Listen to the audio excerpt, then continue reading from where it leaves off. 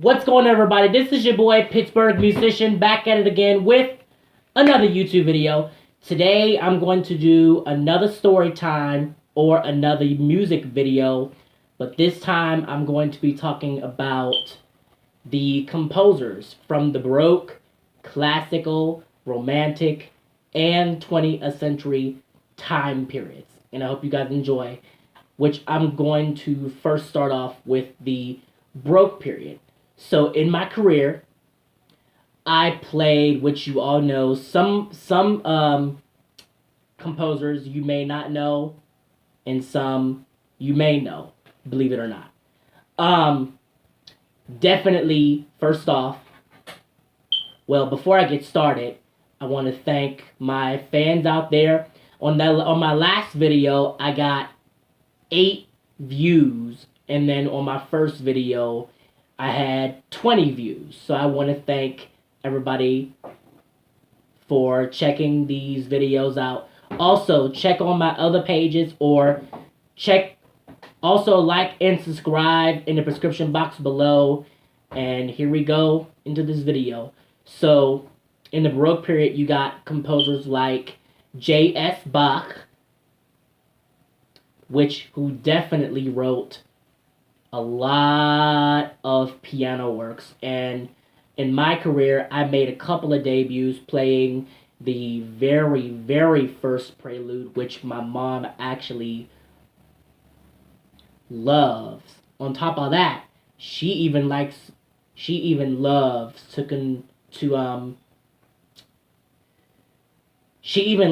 to hear me play classical music. And me personally, when I say I love, I mean I love classical music a lot. On a scale from 1 to 10, it's 100. And Mom and I actually talked about this the other day, but we're not here to talk about that. Anyway, so in the Baroque period, you have Bach, which I did a couple of his works, such as he wrote a lot of preludes.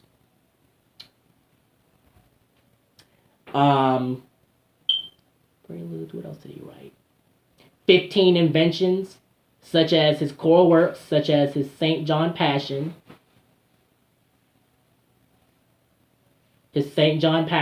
And I played 4 out of the 15 inventions, which I played. My first invention was his 14th invention in B flat. My next one was the 13th invention. That happened my freshman and my sophomore year.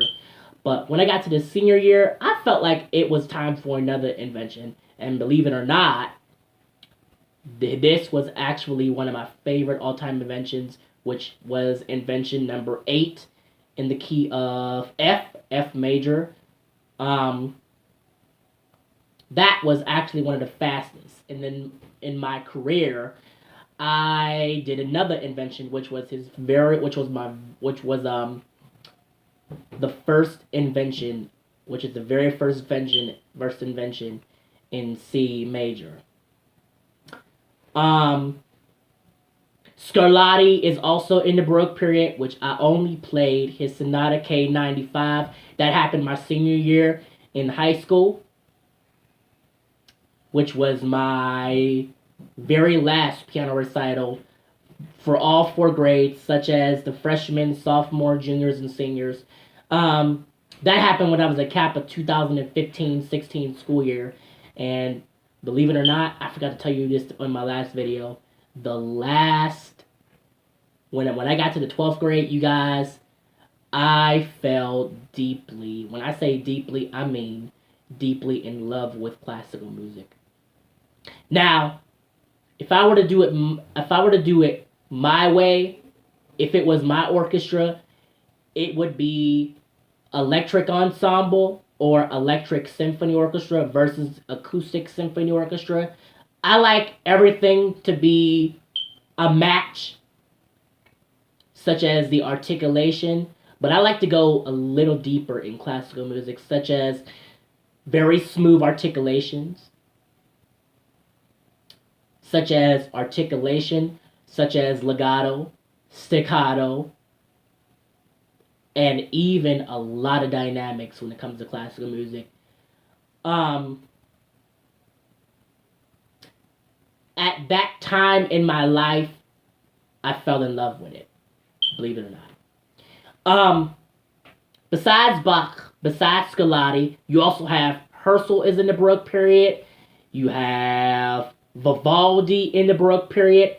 But the biggest composer in the Baroque period has got to be the Magnificent. I can remember when I was in my sophomore year of high school, I fell in love with this one composer by the name of GFH, which stands for George Frederick Handel. And he was actually one of the biggest composers who wrote the biggest oratorio. Well, not the biggest, but it's an oratorio that everybody knows. I know it personally. I sang it during my senior recital at Pittsburgh Kappa 6 to 12. And I sang one of the arias, such as Comfort Ye in Every Valley, which was the very opening of The Messiah. I can tell you a lot about The Messiah and on top of all that. But if I were to do that piece, I choose definitely a 100-piece orchestra filled with strings, maybe 110. Maybe 110-piece orchestra, maybe 4 strong soloists, 280 members of the chorus, or maybe even 150 on this side, 150, which is 300. And me personally, when I say I love classical music, I mean like identical twins. I love classical music. Moving on. Classical period, Wolfgang Amadeus Mozart. I did a couple of his sonatas, such as the Sonata number 16, K545 in C major, and I also did his 10th sonata, but he wrote a total of 18 sonatas, 27 piano concertos. By the way, the classical period ran to 1730 to 1750 and 1830. Yeah, 1830. Joseph Haydn was actually born 1732 all the way to 1809. 1809. This, in the classical period, we started with Franz Joseph Haydn, which we'll talk about next. Joseph Haydn wrote 2 of my favorite all-time works, such as The Creation, aka Die Schöpfung, which is the German translation for The Creation.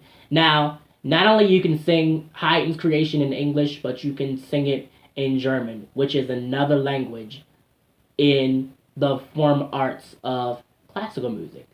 Me personally, again, I would do a 100-piece orchestra, 3 soloists, and 300-piece chorus, or maybe 288, maybe 144, 12 times 12 on each side, 12 times 12 on the other side, which is 288. Now, Wolfgang Amadeus Mozart, like I said, he wrote a total of 600 works. 600 works. Me personally, I love his 600 works. But most importantly, his operas, believe it or not. And I went to go see one of his operas. Me and my colleagues went to go see one of his operas in the 12th grade. Così fan tutti, which is one of his operas. The Magic Flute, Marriage of Figaro, and one of my favorite operas, such as The Adoption from a Sorelio. And I don't know what the German translation is. I forgot it. Kept reading it over and over again. But, yeah. But again, I played a couple of his sonatas. The Requiem is another one of those knows pieces. His Mask in C major, his Mask in C minor. On top of that, you have a lot of his work, such as his 41 symphonies. But yeah, his 41 symphonies. And another thing on my in my career, I love this string work by the name of Eine Klangt Nacht Music. It's all strings, which goes da da da da da da da da da da da da da da da da da. That is one of the most famous string works. Now, if I were to do it my way, it would be a full symphony. Oh, another thing, his oboe concerto. Me personally, I would do the combined string ensemble and the combined wind ensemble, but without the brass and the percussion section. But me personally, I love the string works and stuff like that. But anyway, besides Haydn, besides Mozart, here's one that everybody knows, and that is Ludwig van Beethoven. Now, Beethoven wrote a total of 32 sonatas, 16 string quartets, 5 piano concertos. He wrote 1 opera, and last but not far the least, you cannot forget his 9 symphonies. Now, 2 of my favorite symphonies out of the 9, he actually wrote a total of, he actually did 2 extra ones, such as his 10th and the 11th symphony, which he wrote 11 symphonies altogether, but mostly all classical composers wrote 9 symphonies. So his 5th and the last symphony. Now, if I were to do it my way, I would do definitely 200 musicians during the Beethoven 9 symphonies. But the last one, 4 strong soloists. Alongside that, 200 piece orchestra, 600 singers. That would be the 9th symphony. But the rest of them, 100 piece orchestra, maybe a 598 piece chorus. But me personally, I made a debut, which happened on June 28th of 2017. I did the Sonata number 8 in C minor, Opus 13, better known as the Beethoven Pathétique Sonata. But I only did the first movement of that, which I wanted to try something new. Everybody knows the Beethoven Moonlight Sonata, aka Sonata number 14 in C minor. I'm sorry, C sharp minor, Opus 27 number 2. So I know all 3 movements of that. But in my career, I noticed that I only played the first movement. But now, up until now, I know all 3 of the movements. Now, some of his sonatas have 4 movements, and some sonatas have 3 movements of Ludwig van Beethoven. His opera is entitled Die Fidelio. Yeah. Now, if I were to do the piano concertos, also 200 musicians, plus the piano, man, it would be off the chain. Moving on. Besides the Baroque, besides the classical, there's one period that I absolutely fall in love to. The Romantic period. Chopin, Schumann, Schubert, Mahler, all those other guys, they're like the biggest composers in the Romantic period. Time period. A century. But Chopin's Nocturne in E flat, Opus 9, number 2, is everybody's favorite. Personally, my favorite. I happen to love Corey Hall's version of it at the end, and the reason why is because he actually doubles the octave in the left hand, both in the left hand and in the right hand. So that's what happens. And believe it or not, I love it. I listen to it every day. But there's one work when it comes to the Romantic period, and that is Gustav Mahler. Now, I love all of his symphonies, but he wrote a total of 10 symphonies, but his 8th symphony, let me tell you about this 8th symphony real quick. This symphony consists of a symphony of 1,000, which is not only big at this point, but it's huge, humongous. Now, if I had it my way, it would be approximately. Now, it's usually 600 singers, maybe a 300-piece children's chorus, 8 soloists, 170 musicians. Around that. I can't really count how many, but it's definitely 1,000. Now, if I were to do it my way, I would work with like 4 different orchestras. Alongside that, I would even do my orchestra, my chorus, and my soloist.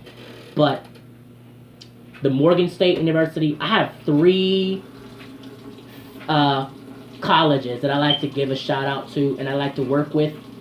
Is the 4 colleges, such as the Oakwood University, Howard University, Central State University, but only the music department. But combined it together, like the Morgan State University Orchestra, along with the Morgan State University Chorus, the Central State University Orchestra, along with the Central State University Chorus. Now, but the whole Pittsburgh Electronic Symphony Department, such as the Pittsburgh Electronic Symphony Chorus, the orchestra, and the youth orchestra, and the chorus. Now, instead of 8 soloists, I would go with 10 to 12 soloists. Maybe like 5 ladies and 5 gentlemen on that side. Yeah, so 10 to 12 soloists. Alongside that, maybe a 400-piece orchestra, maybe a 500-piece orchestra. Now, granted, this is like the children's chorus, right? 1,800, you may be thinking like that is a lot. Alongside that, maybe 20,000, maybe 288 on this side, all the way to this side. But in the middle, all the guys is going to be on the right. Now, the dress code for my orchestra, if I had my very first concert, it would be maybe from anywhere between all black to black and white. Yeah. And that's what for the Mahler 8th Symphony. Now, for the Mahler 8th Symphony, I would do everybody all black and white. That's for the dress code. Now, summer events wise, I would do, let me see, maybe a black pants, white shirt, white tie, white handkerchief, and white jacket. Or you can do like black ties, whatever you want. But you can do it whatever you want. Anyway, the last composer that I like to talk about, which is the 20th century period. Oh, I forgot. Verdi is also in the Romantic period. The Verdi Requiem, the Verdi Requiem is one of my favorites. I would do 200-piece orchestra, 4 soloists, again 600 singers, maybe 598, maybe 290 on this side, 290 on that side. That's 598, and alongside that, 100 on this side, 100 on that side, 200. Now, granted, this is like the 20th century period, and I have one of my favorite composers in the 20th century period. Oh, I forgot. Verdi wrote a total of 25 operas in the Romantic period. Puccini is another one of them.